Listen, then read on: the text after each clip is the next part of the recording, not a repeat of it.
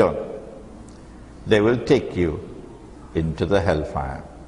ربنا تقبل منا إنك أنت السميع العليم وتب علينا يا مولانا إنك أنت التواب الرحيم برحمتك يا أرحم الراحمين آمين. In Surah An-Nisa, give her a warning.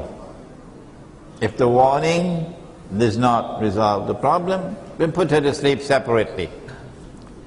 If that also does not resolve the problem, then if you think it can work, then Allah gives you permission to strike her, but not with a big piece of wood that will break open her skull. No, it's not an act of brutality. Don't be stupid and come at that with us. The Quran is not advocating brutality. Stupid people say that. Let me repeat it one more time. Stupid people say that. The Quran is actually advocating an act of mercy. He said use something like a toothbrush. It is a psychological blow intended to wake her up. But if she's not a kind of woman who could respond to that, you might be in danger. If you take the toothbrush and strike her, she might take her shoe and hit you in your face. There are women in the world like that. Stay away from them. Stay away from them. Okay? And look for a pious woman who conforms in her life and her behavior with what has come from Allah and His Messenger. And there are many like that in the world. Get rid of this one. Divorce her. Any more questions? This is my opinion. And no one should accept my opinion unless and until you are convinced that I am correct. You should show respect for your own intellect. My teacher trained me like that. So this is my opinion. Dajjal controls the modern world. He controls the governments. He controls the political system. He controls the economy. He controls the system of money in the world today. His attack is most ferocious in cities. And so he causes the people of the countryside to abandon the countryside and come to the cities. And so today, for the first time in the history, we have mega cities. 10 million people, 20 million people. And you have all of these high-rise apartment buildings going up, all over the place, so that the countryside can come to the city where Dajjal can attack them. My opinion is you must move in the opposite direction. Dajjal said to Tamim Dari in the hadith in Sahih Muslim, he said, when I am released, I will enter every town and every city. But he didn't mention kampung. Kampung means, for the listening audience abroad, kampung means village. So you must move in the opposite direction. I got an email from, I think, Dubai this morning. He says, Sheikh, I'm moving out of Dubai and I'm going to buy a farm in the remote countryside in Oman. And I'm getting out of this from Dubai. So you move out of the cities and you move to the countryside. And you produce your own food.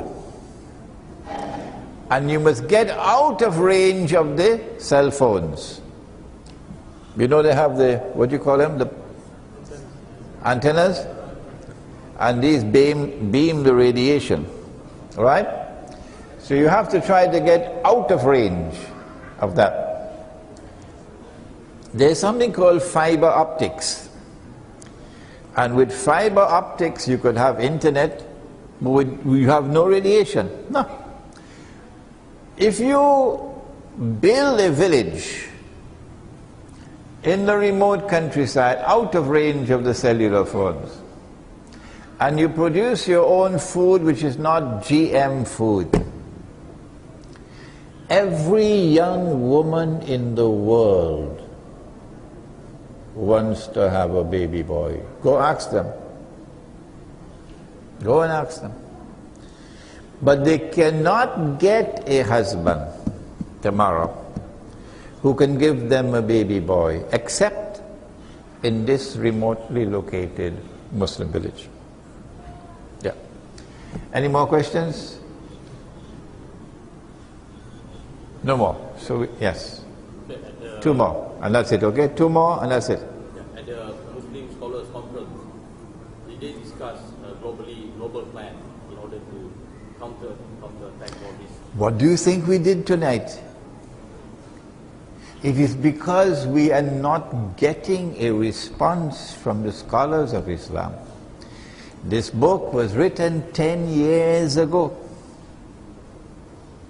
and no response. We want them to tell us, what does the Quran say that explains the world today? So now we are moving into a different phase. Now we are publicly asking them to respond. And this is going to be on YouTube tomorrow. And we even calling the names of our respected and learned scholars of Islam, not to in any way disrespect them. Professor Dr. Yusuf Qaradawi has written very good books, learned man. I mentioned his name today. I hope that it reaches him, to provoke him and the association of Muslim scholars that he leads. Come on, we've waited long enough. We are demanding an answer now. Yeah. Last question.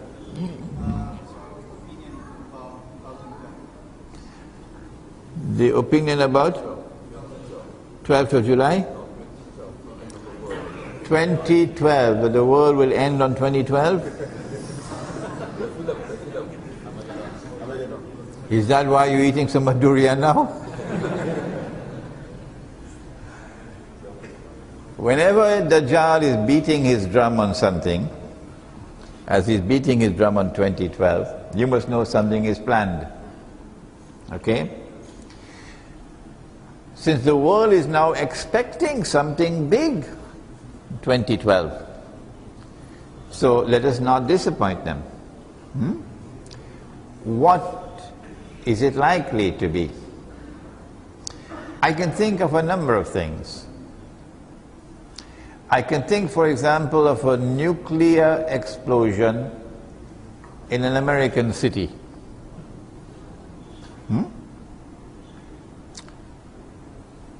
I can think about Israel launching her war to destroy Pakistan's nuclear plants and nuclear weapons, and simultaneously attacking Iran to destroy Iran's nuclear plants. I can think about such an attack leading to regime change in Iran, so that the present government, which I consider to be sincere in its opposition to Israel and in its support for the Palestinian cause, that this government is replaced with a government like Afghanistan, Karzai government. And when that happens, then it will fulfill another hadith about Dajjal. The Prophet said that Dajjal will be followed by 70,000 Jews from Isfahan wearing their Persian shawls. I can think 2012 is the attack on Pakistan will not only destroy its nuclear plants and nuclear weapons, but that they'll have to break up Pakistan to ensure that Pakistan can never rise again and rebuild their nuclear capacity. So one part of Pakistan going to India, Kashmir, One part of Pakistan going to Afghanistan for the greater Afghanistan, Pashtunistan going to Afghanistan, and the province of Baluchistan becoming an independent state. If that happens, then China is finished. China can never again be a superpower once Baluchistan becomes an independent state. Why? Because there's a Chinese-built port on the Baluchistan coast facing the Gulf of Oman at a place called Gwadar. The Chinese intend, and the Pakistanis have now agreed, that Gwadar will become a naval port, not just a port, a naval port. If it becomes a naval port built by the Chinese, maintained by the Chinese, then Chinese nuclear-powered submarines and Chinese nuclear-powered ships can now have a fighting chance to patrol that area and to protect Chinese oil import. Because without oil, China is gone. But if the attack on Pakistan takes place and Baluchistan becomes an independent state, then the first fruit of that NATO attack would be a US naval base in Gwadar. If the United States gets a naval base in Gwadar, China is finished.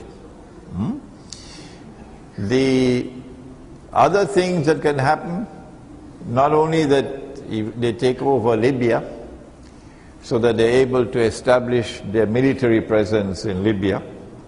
So when Israel attacks Egypt in 2012, the attack will come from both sides of Egypt. Egypt will be cornered. But finally, that by 2012, maybe before that, but by 2012, they're able to get rid of the regime in Syria.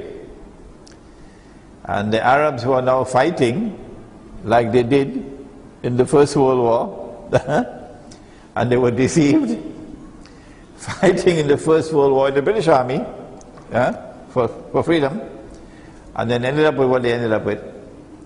Those Arabs who are now fighting with American support against the Syrian regime in what I call a Yankee jihad will eventually succeed. And when they succeed and they take over Syria, the implication will be that Russia would lose its naval port on the Syrian coast. That naval port in the Syrian coast is the only access that Russia has for a military presence in the Mediterranean Sea. That's the only one in Syria. And so the uprising in Syria is eventually meant to cut Russia's throat. And that one, Pakistan, eventually to cut the Chinese throat. But that's enough for now. This is the last question. I thank you very much for coming out tonight. And when the lecture is over and Salat is over, if you want me to autograph any books, please do bring them to me. Assalamu alaikum wa rahmatullah.